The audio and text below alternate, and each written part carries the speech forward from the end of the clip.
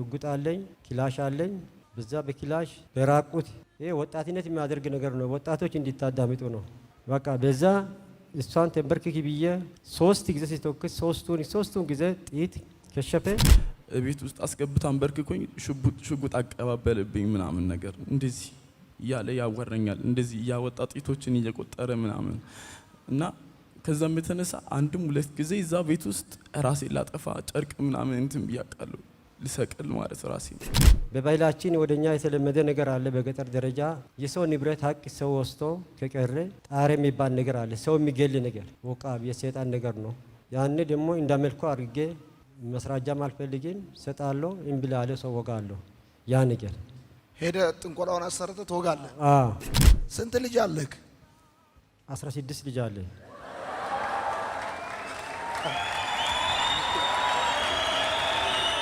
ስንት ሚስት አለክ? 2 ሚስት አለ። ማን ነው ስም? አማረ ነኝ። አማረ ነህ። ከየት አገር መጣ? ቡሌ ሆራ። ቡሌ ሆራ። እንዴት መጣ? መልካም ወጣት።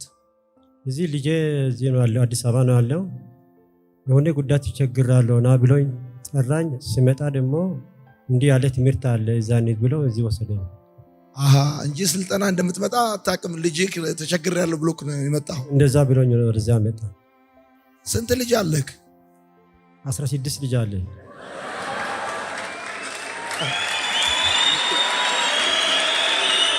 ስንት ሚስት አለክ? 2 ሚስት አለ። ታዲያ ችግር ገጠመኝ ብሎ ጠራክ። ከዛ ስትመጣ ስልጠና ነው። ምን አልክ? ስልጠና መሆኑ ስታውቅ? አሁን ወደዛ ሳልገባ በፊት ይቅርታ የሚጠይቃቸው ነገሮች አሉ። ትፈቅድልኛለህ? አዎ ፈቅድልሃል። እኔ መጀመሪያ ባለ ጓደኛ ክፉ ጓደኛ ለሚባል ነገር እርግጥ ለወጣቶች ነው የምነግራቸው። እኔ እድሜ 49 ነው እና እኔ በወጣትነት ጊዜ የደረሰብኝ ጉዳይ የሚወዳትን አንድ ባለቤትን ያገባሁት። ስራ ቦታ እያለሁ አንድ ጓደኛ መጥቶ በደንብ አዳምጡ ወጣቶች፣ ባለቤትክ ከሰው ጋር ቆማ እያወራች ነው ብሎ አወራ። ማን ነው? ከገሌ ጋር አለኝ። አሁን እሷ ገባት ይወጣለች። እኔም ልጅ ነኝ። አባታችን እኔም ትናሽ ያለው ነው ሞተ። አልመከረኝም። በልጅነት ነው ያገባሁት። እሷ ገባ ከወጣች እኔ ገበያ ወጥቼ ሌላ ጋር ነው ልክ ገባ እንደማይወጣ ሰው ለሷ ዛሬ ገጠር ውላለሁ ብዬ እሷ ከወጣች እኔም ታጥቤት እወጣለሁ። እሷን እንደ ከብት እያገጥኩ ነው የምውለው። የሚያገኛት ነገር የለም። ደግሞ እሷ የኔ ነገር አታውቅም። ምንም ስተት አታገኝባትም። እሷ የለባትም። ትከታተላታለህ። ስተት የለባትም። ማታ ከገባች ደግሞ ይሄን ነገር አጠፋሽ አይደለም እየቀጠቀጥኳት ነው የሚያሳድረው። ትመታታለህ ሁሌ በቃ ዛሬ ነገ በቃ እቺ ልጅ በቃ ማትሆነው ነገር አታ አንድ ልጅ የወለደችዋን 1 ዓመት ከ3 ወር ላይ ይዛኗ ይዛ ሄደች። በቃ በጣም ዛሬ ነገ ሰላም አልሰጣትም። ለመውጋት ለመግደል ሁሉ ነገር ሙከራ የማላደርገው ነገር የለም። ከዛ በኋላ ቀረች። ህፃኗንም ከሷ ወስጄ ህፃኗንም አንድ አድርጌ የእናቷንም እድል እሷንም በድዬ እድሏንም ስላጠፋ አሁንም ደግሞ እኔ ከተማ ነው ያለውኝ፣ እሷ ደግሞ ገጠር ነው ያለችው።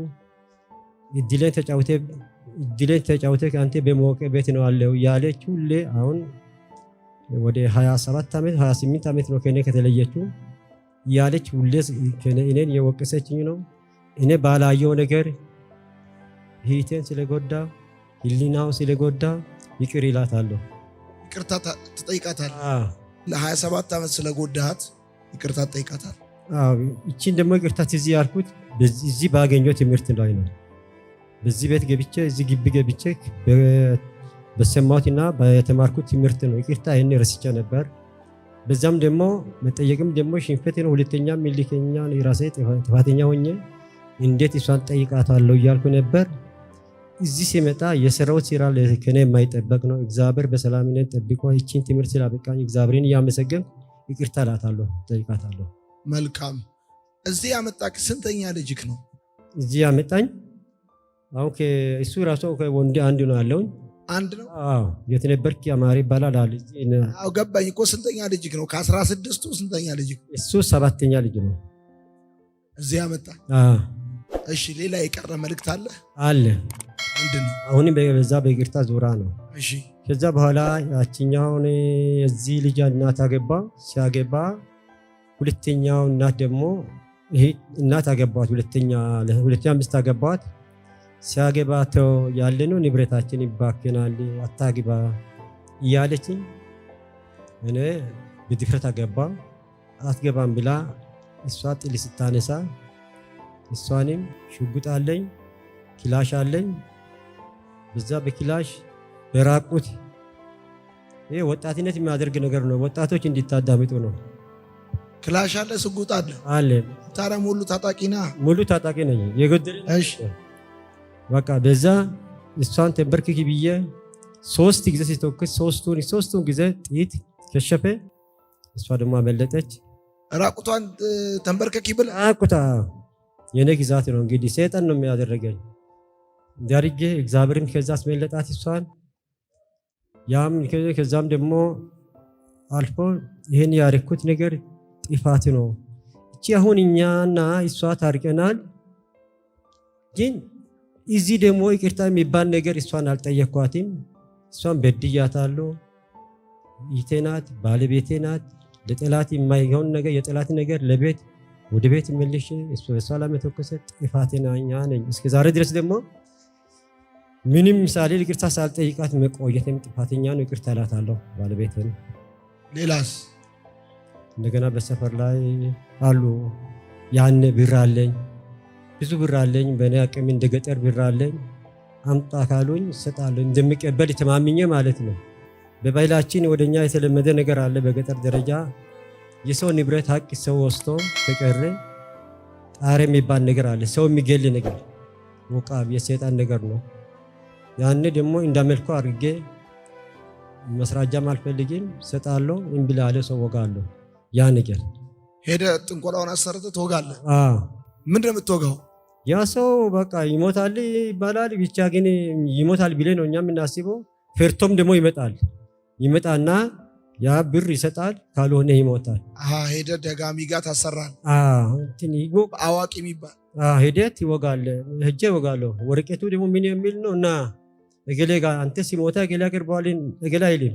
ለሲሞታ አንተ ተጠይቃልና ለሚጠይቀው ለአስፈላጊ ጉዳይ እኛ ጋር ና ቢሎሱን ወረቀት ይልካሉ። ወረቀት ይዛ ሄዶ ይወጋል። ጠዋት ተነስቶ ያይና በቀጠሮ ይመጣል። ያ ሰው እንደሱ አርጋል። አካባቢው ላይ ያለው አዛቢም ክርስቲያንም ሳይል በእርግጥ በአዛቢም ባደርግ በክርስቲያንም ባደርግ ክርስቲያን ደግሞ የእግዚአብሔርን ቤት ትቶ ለሕይወቱ ብሎ መጽሐፍ ቅዱስ አስቀምጦ መጥተዋል። አሳስቻለሁ። ይቅርታ እላቸዋለሁ። እነሱንም አጥፍቻለሁ፣ በድያለሁ። ይቅርታ ይቅር በሉልኝ። አሁን እዚህ ልጄን በድያለሁ። የኔን ልጅ ቤት ነበርኩኝ በድያለሁ። እኔ ጠጅ ቤት አለኝ። የኔ ጠጅ ቤት ብዙ ሰው እንዲጠጣል ቢያንስ እስከ 800 እስከ 900 ሰው ይጠጣል። በኔ ቤት በገጠር በጣም ሰው ይጠጣል። ብዙ ሰው ነው የሚያሰክራቸው። እኔም ሰካራ ነኝ። እንግዲህ አስካሪ ነገር እስከሰራው ድረስ ያለው ነው። በዛ ላይ ከሰከርኩ ይሄ ልጄን አንድ ያለኝን ልጄን የአባትነት ፍቅር ሳልሰጥ አንድ ትላለ 16 ወልዳ ከእናቱ ቤት 9 ሴት ውስጥ 10ኛ እሱ ነው። 9 ሴቶች ከሱ ከእናቱ ቤት 10ኛ እሱ ነው። እንደ ቤቷ አንድ ነው። ከዛ ቤት ደግሞ 6 ለብቻ ናቸው። 6 ለብቻ ናቸው። አሁን ገባኝ። እሺ ቀጥል። ይሄ ልጅ የአባትነት ፍቅር ሳልሰጥ ሲወጣም እኔ በእርግጥ ስለሚጠጣ በዚህ ትምህርት ነው ያገኘሁት። ሲመጣም ሲመለስ የት ነበርክ እላለሁ፣ ገርፋለሁ፣ በየጊዜ እመታለሁ። ከኔ ቤት 7 ዓመት 9 ዓመት ነው ከወጣ ማለት ነው። ያ ልጅ የት አለ ብዬ ሳልፈልግ እናቷ ደግሞ ይሄ አንድ ልጅ ምን አደርጋለሁ ስትል እያስፈራራ ወዶ ጫካ የገባ ሰው ለምን ትፈልጋለሽ እያልኩ እያስፈራራ 9 ዓመት ውስጥ የት እንዳለ ሳናውቅ በአንተ ቤት በዚህ ቤት ነው ተገኘ። ስለዚህ ለአንተ ደግሞ እግዚአብሔር የአንተ አምላክ አንተን ይባርክኝ። ልጄን ደግሞ 9 ዓመት ከልጄ ተለይቼ ዛሬ 3 ዓመት ነው ያገኘሁት በዚህ ቤት ስበብ። ስለዚህ ልጄን በድያለሁ እና እንዴት ይደረጋል? ይመጣል ወይ ወደዚህ? አዎ እዚህ ጋር ይመጣል። ይቅርታ ጠይቀዋለህ። ተንበርክከ ና የት ነበርክ?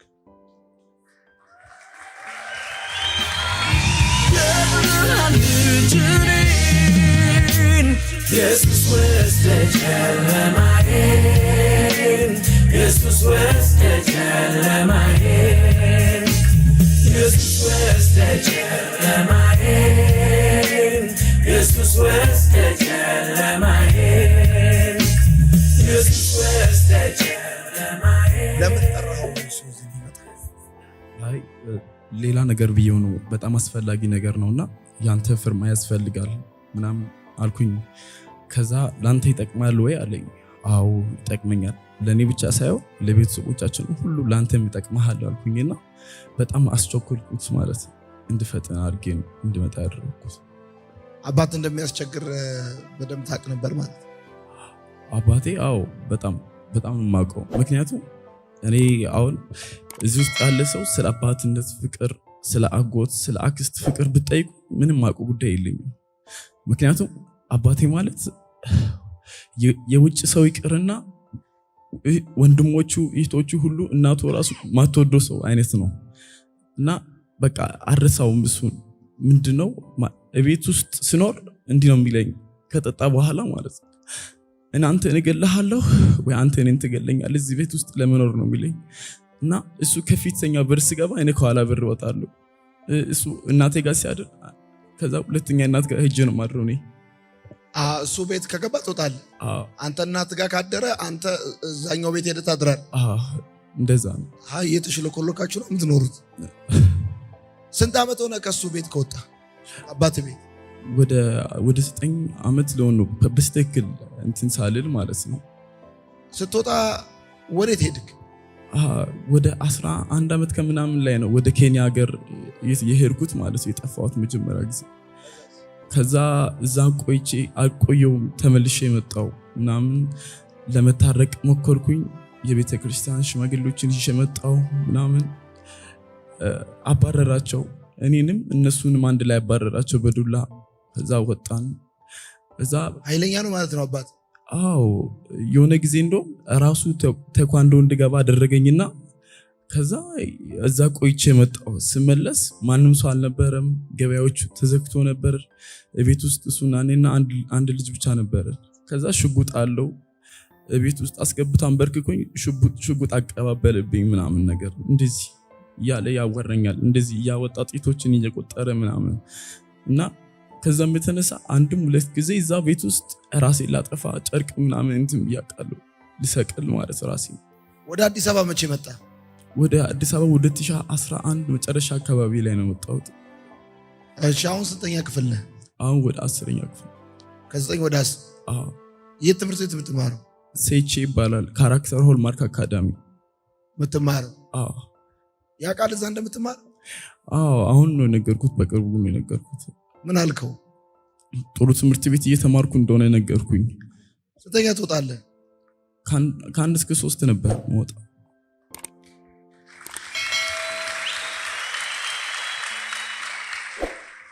ለትምህርት ቤት ብር ልኮልህ ያውቃል? ኧረ ምንም ብር አይልከኝም። ከየት አመጣለሁ? እሱ እንዴት ይሰራል? ጠጅ ቤት አለኝ ከ800 እስከ 1000 ሰው ይጠጣል አላለ? አዎ እሱ ይሰራ ነበረ፣ ግን አሁን ያሉት ስራዎችን ሁሉ እንትን ብሏል። ከዛም ባለፈ ደግሞ እኔም አብዛኛው ጊዜ አላገኝም። በአመት አንዴ ሄጅ ደርሼ ነው የሚመለሰው እንጂ ጭራሽ ብር አይልክልኝም። አሁን ስለተማረ ይቅርታ ስለጠየቀ ደስ ብሏል። በጣም ነው ደስ ያለኝ ከምንም በላይ ማለት እኔ እኮ 2013 14 5ኛ ነው 3ኛ ዙር እዚህ ተማሪ ነበርኩኝ፣ ሰልጥኛለሁ። ከዚህ ቴክስት አድርጉላቸው ስትል ጽፌለታለሁ ምናምን። ምን አለ? ምንም አልመለሰልኝም። ዝም ነው ያለኝ። ምንም አልመለሰልኝም ነበር እና በዛው አጋጣሚ ደግሞ እኔም እድል ካገኘሁት እናቴን ይቅርታ ልጠይቃት እፈልጋለሁ። እናቴ በጣም ማስቸግራት፣ በጣም እንትን ነኝ፣ ፈጣኝ ነኝ ምናምን ነገርና ሰዎች ለእናቴ ሲያስቡላት ሌላ ሰው ምሳሌ አድርጎ ነው እኔን የሚወስዱት። ማለት በቃ እቺ መስታወት የእናቴ ስም መስታወት ነው የሚባለው እና መስታወት እንደዚህ አይነት ልጅ ቢኖራት እኮ እንደዚህ እየለፋች ነበር የሚባለው እና አሁን ግን እንዳስቸገርኳት ማለትም በጣም አሰቃይቻታለሁኝ። በእኔ ምክንያት በጣም ተሰቃይታለች። ስንቴ ራሷን አሁን በቅርቡ ራሱ ታንቃ ነበር ማለት ዛፍ ላይ ወጣ ምናምን ነገርና ለትንሽ ነው የተረፈ። ያውቃል እሱ? አዎ ያውቃል። በሱ ምክንያት ነው ታነቀችው። ለትንሽ ነው የተረፈችው ማለት በቃ ያስቸግራታል ማለት በጣም አገልጋይ ነች። ቸርች ይከለክላታል። ብዙ ነገር ነው። አሁን ታላቅ እህቴ ራሱ በሱ ምክንያት የተነሳ ነው ያለ እድሜ አግብታ እንትን ያለችው። ብዙ ልጆች ማለት በቃ ምንም በቃ አባት አለ አይደል? አንተ አሁን ስለ አባትነት ብትጠይቅ የሆነ ነገር ትነግራለህ። የሆነ አባቴ እኮ እንደዚህ ነው ትላለህ። ግን እንደዛ አይደለም። እንደዛ አይደለም ልጆች ሁሉ ማለት ግን ከዚህ ሁሉ ወጥቻለሁ። የት እንደሚማር ታውቃለህ? አላውቀውም። ከዛቸው ነው ነገረኝ። ምን ብሎ ነገረ? እንዲህ ሰው ነው የሚያስተምረኝ። ማን ነው የሚያስተምረኝ አለ? ዮናታ ነው ይህን የሚያስተምረኝ ብለዋል። እግዚአብሔር ይባርክ። ስንት ዓመት ተማርካው በማርሲል ድጋፍ? አሁን ወደ 3 ዓመት ሊሆን ነው። 3 ዓመት ሊሆን ነው። በአመት ስንት ብር ይከፈልልህ? አሁን ያሉ 17,000 ብር በተርም ነው የሚከፈል። 2 ወር ከ15 ቀን። በአጠቃላይ ስንት ይሆናል? ወደ 60 ምናምን ሺህ ብር ነው የሚሆነው በአመት።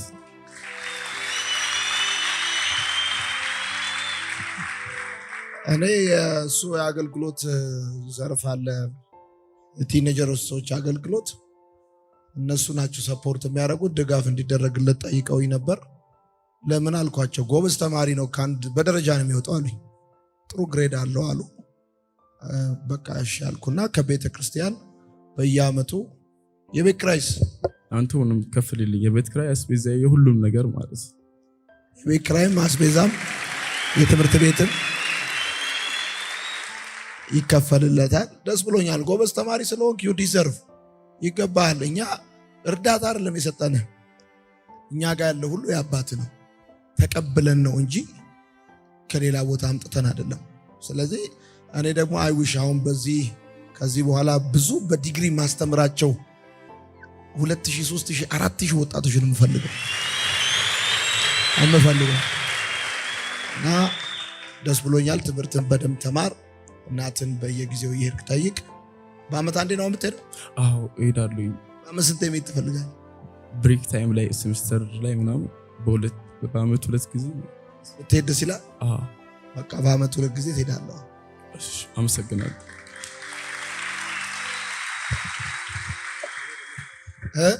ለወጣቶች ለማለት የፈለኩት ነገር አለ። እኔ በእርግጥ እኔ ሁሉ ያደረገኝ እዚህ አሁን ትምህርት እዚህ ገብቼ ተረዳሁ እንጂ የኔ ብቻ ይስሙልኝ ባይነኝ የኔን ብቻ እና በዛ ላይ ሱስ የሚባል ዙሪያ ያለ ነገር እኔ ውሃ ሳልጠጣ 26 ዓመት የቆየ ጀግና ነኝ። ውሃ የሚባል ነገር ሳልጠጣ ውሃ ጠጣም ጠጅ ብቻ ነው የሚጠጣ። እዚህ ከመጣሁ ወዲህ ውሃ እየጠጣሁ ነው። ጠጅ የሚባል ነገር ምንም አይሰማኝም። ሱስ የሚባል ነገር እናንተ ወጣቶች አሁን እኔ ነበር ማበድ የነበረብኝ። 26 ዓመት ውሃ የማልጠጣ ምግብ ከበላ በኋላ ጠጅ የሚጠጣ ሰው ጥሩ ጠጅ አለ በቤቴ የሚጠጣ ሰው ያቺ ሱስ ያለቅም ነበር። ገባ ውሃ ጠጣ። አሁን ምንም አይሰማኝም። ሱስ የሚባል ነገር ብትለቁ ጥሩ መልካም ነው። ቀላል ነገር ነው።